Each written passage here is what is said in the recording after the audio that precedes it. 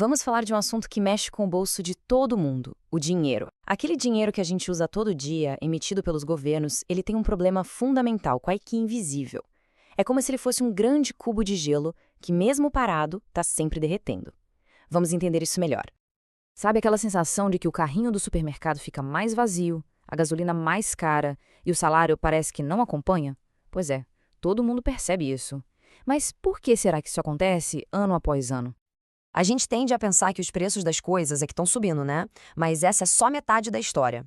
Esse aumento de preços que a gente vê, na verdade, ele é um sintoma e não a causa real do problema. E aqui está o pulo do gato. O que acontece, na verdade, é que o nosso dinheiro está ficando mais fraco.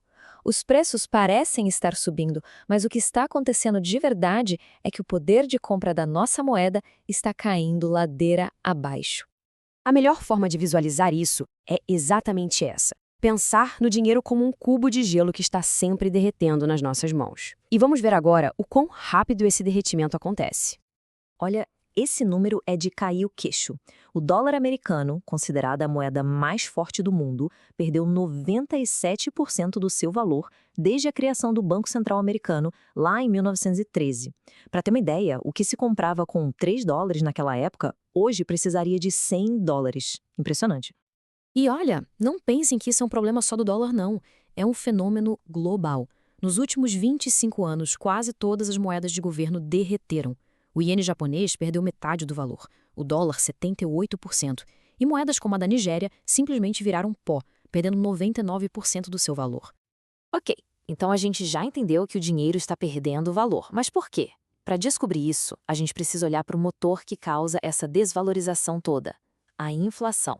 É aquela regrinha básica da economia, né? Tudo é sobre oferta e demanda. Se tem pouca maçã no mercado e muita gente querendo comprar, o preço sobe. Agora, se a colheita foi ótima e tem maçã sobrando, o preço cai. O exato mesmo princípio vale para o dinheiro. O dinheiro que a gente usa hoje tem um nome técnico, fiduciário ou fiat. Fiat vem do latim e quer dizer faça-se. Basicamente, é dinheiro por decreto. Ele tem valor simplesmente porque o governo diz que tem, e o mais importante, ele pode ser criado do nada, sem limites. Tem uma frase do economista Milton Friedman que resume isso perfeitamente. Ele disse que a inflação acontece quando a quantidade de dinheiro na economia cresce mais rápido do que a quantidade de coisas para comprar. Ou seja, quando os bancos centrais imprimem mais e mais dinheiro, eles estão aumentando a oferta, o que faz cada real, dólar ou euro valer um pouquinho menos. Mas olha que interessante, nem sempre foi assim. Esse nosso sistema de dinheiro por decreto é, na verdade, uma coisa bem recente na história da humanidade. Por milhares de anos, o dinheiro era algo completamente diferente. Durante séculos, o ouro foi o dinheiro por excelência. E por quê? Porque ele tem características ótimas para isso. Não estraga, é fácil de dividir, uma grama de ouro é igual a outra, é fácil de carregar e de verificar. Mas a sua característica mais importante de todas é a escassez. É muito difícil de achar e produzir ouro, então ninguém podia simplesmente criar mais do nada. E para ilustrar como essa tal de escassez é fundamental, tem uma história fascinante: a das pedras Rai, que eram usadas como dinheiro numa pequena ilha chamada Iapé, lá na Micronésia. Essas pedras eram uns discos gigantes de pedra pesadíssimos que precisavam ser trazidos de outras ilhas. Era um esforço tremendo, o que garantia que elas fossem raras. Mas aí, em 1871, um irlandês apareceu por lá com barcos modernos e dinamite. De repente, ficou fácil demais produzir pedras Rai. A oferta explodiu, a escassez acabou e as pedras perderam todo o seu valor. A tecnologia, nesse caso, destruiu aquele dinheiro. Essa história das pedras Rai é quase um espelho do que aconteceu com o nosso dinheiro moderno. Também teve um momento decisivo. Um dia em que a escassez foi retirada da equação de propósito. Depois da Segunda Guerra, um acordo chamado Bretton Woods estabeleceu o dólar como a moeda do mundo, com uma promessa: qualquer país poderia trocar seus dólares por ouro a uma taxa fixa.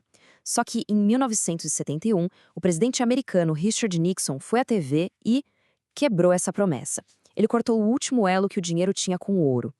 A partir daquele momento, a regra do jogo mudou completamente. O dinheiro deixou de ser lastreado em um ativo físico escasso e passou a ser baseado unicamente na confiança em políticos e burocratas. O freio para a impressão de dinheiro simplesmente desapareceu.